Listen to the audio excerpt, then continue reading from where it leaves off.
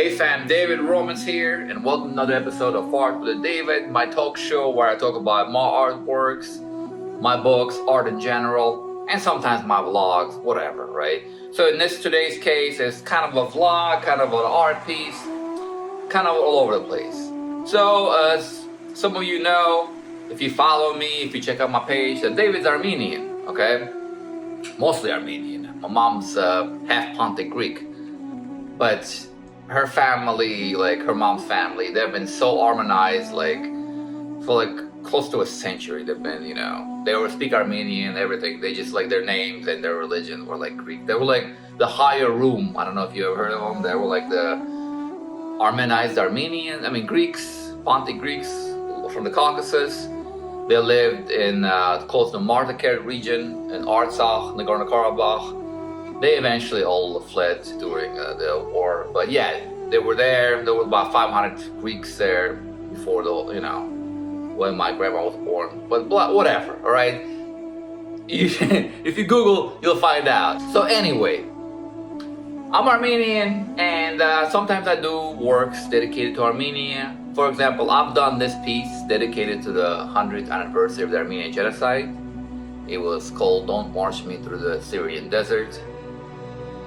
It's Armenian tricolors, Ararat, and the desert, obviously, and then the 100 footsteps for every year that passed. If you studied Armenian genocide, you know what happened.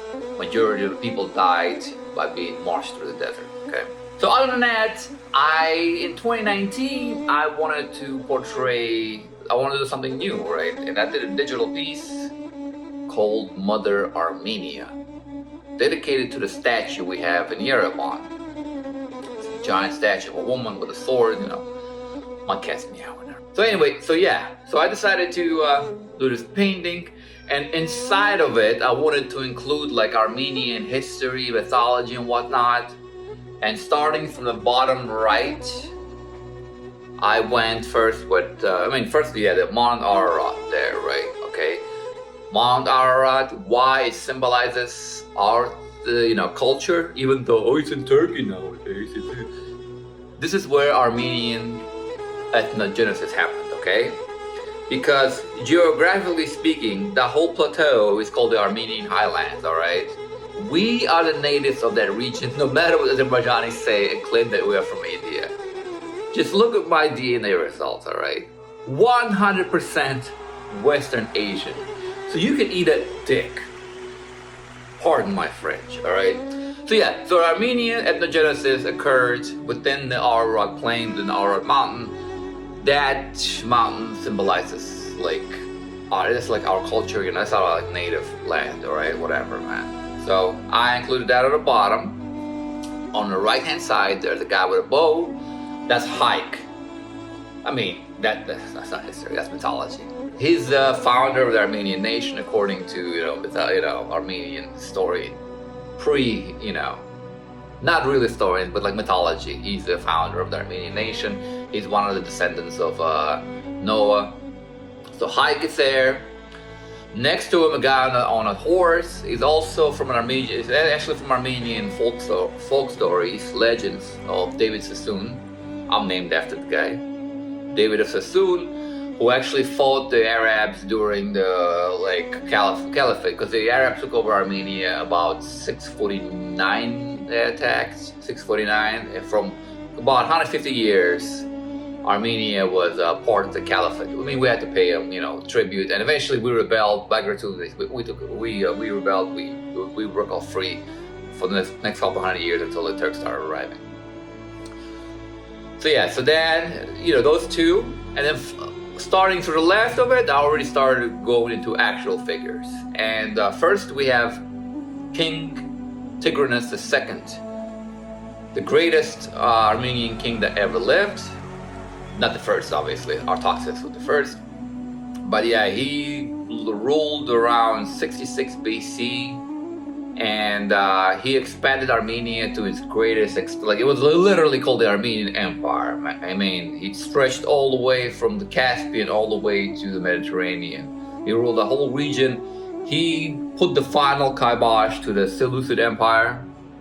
he defeated the Parthians after he was their prisoner for a while. I know my history, all right? Hey, don't believe me? You don't believe me? Google me. Google me, fucker. You might learn some. So yeah. So Tigrinus II, yeah, and his problem was he married the daughter of the Mithridates, the poison king. And Mithridates was at war with Rome. So eventually Rome went to war with Armenia, and they crushed the Armenian Empire, they destroyed the Armenian Empire. But Pompey made a deal with Tigrinus. He let him keep the original Armenia itself and took over the... Well, it's really great cult history, man. I swear, if HBO needs to make something about this, man. Mithridates especially. He was Pontic Greek, half Parthian. Okay, gotta give him some credit. But yeah, Mithridates, how he went to war with the Romans, how he slaughtered the Romans. It's epic. It's epic. You look up Mithridatic Wars, alright? So yeah, so moving on from him, we go over to Armenian.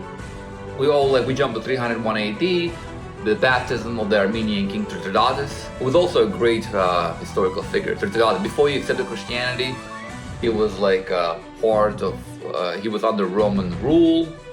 He was part of that convoy. He defeated this guy in battle, man. He went and defeated the Germanic leaders, Germanic army's leader, and brought him back on horseback. Yeah, he was baptized into Christianity. Armenia became the first Christian state in 301 AD.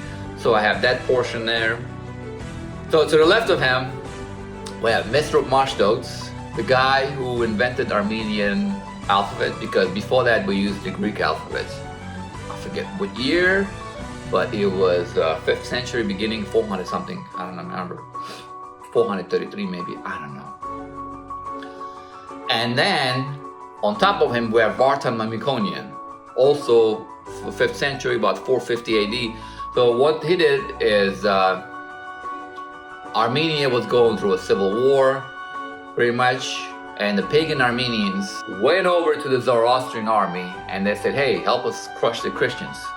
And it was like a civil war, and even though the Zoroastrians won, the battle was it was a Pyrrhic victory, all right? They decided to let Armenia keep Christianity. So Vartan Mamikonian, he pretty much, that's what he did, okay? He fought in that battle, he led the Armenian forces, the Christian forces. So yeah, to the left of him, I'm moving on to the Byzantine Armenians, okay? Because a lot of people don't know this, but 27 of the Byzantine emperors were Armenian or half Armenian. Heraclius, the guy who was the emperor during the times of Muhammad, half Armenian, father's Armenian, 100% Armenian father. But the picture I included, this guy is supposedly Basil I. Basil I, I believe, is the greatest Armenian that had ever lived, okay? Basil I was an Armenian refugee, okay? His family were uprooted from Armenia and moved into Macedonian region of the Byzantine Empire. Like, they did a lot of moving around of the minorities, right? So his father, 100% Armenian, his father. His mother is debatable. Some say she was Greek, others say she was Slavic. But anyway, he spoke Armenian. He grew up, he spoke with an accent. And he was just a peasant. He was just a peasant stable boy.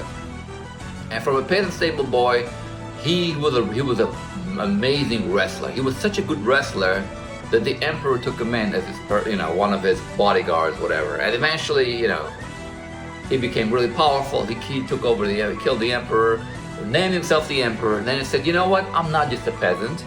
I come from a direct Armenian lineage, Tigrinus II, all the whole kings, I'm like royalty. But no, he was just a peasant kid. But yeah, it's like he went from a peasant to the emperor of Rome, alright? Like, how do you do that? How do you do that? This is why for me, as a diasporan Armenian, I believe he's the greatest Armenian ever. To the left of him, I have the shield of the Kilikkian kingdom. The Armenian Kilikkian kingdom, history, what happened was after the Turkish invasion of Armenia in the beginning of, before the Crusades, around the time of the Crusades, a lot of Armenians moved down and they formed a state in modern-day Kilikkia. Kilikkia is a region. There was a lot of Armenians there, up until the genocide.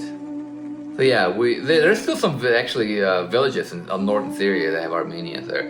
Yeah, they formed Kilikian Kingdom, and that was the last Armenian kingdom that lasted up until 1375 when it fell, and a lot of them converted to Catholicism because of the Crusades. It's a lot of history about the Kilikian Kingdom, all right? You should learn that too.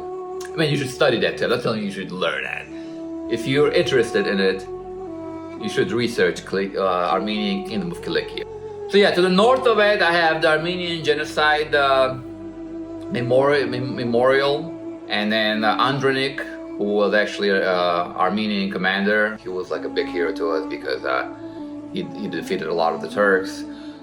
They hate him. Of course they hate him, man. You expect us to just lie down and get slaughtered, all right? So yeah, he's a big hero in Armenian culture.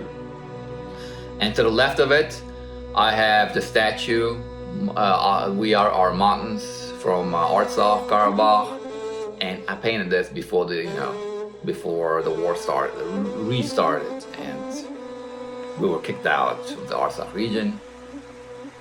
But yeah, I mean, that's the last kind of like major event in our history, so I included it at the top. And then finally, I have the Mother Armenia embodying the whole thing, just with a sword, she's ready to fight. And that's pretty much, kind of like sums up all of Armenian history into one picture. It's a digital painting.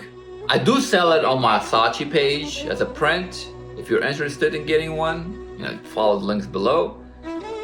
But yeah, I mean, that was my piece dedicated to Mother Armenia and Armenian culture. I mean, I might do some more stuff. I did Ararat, like I showed you, and that. But that's about it.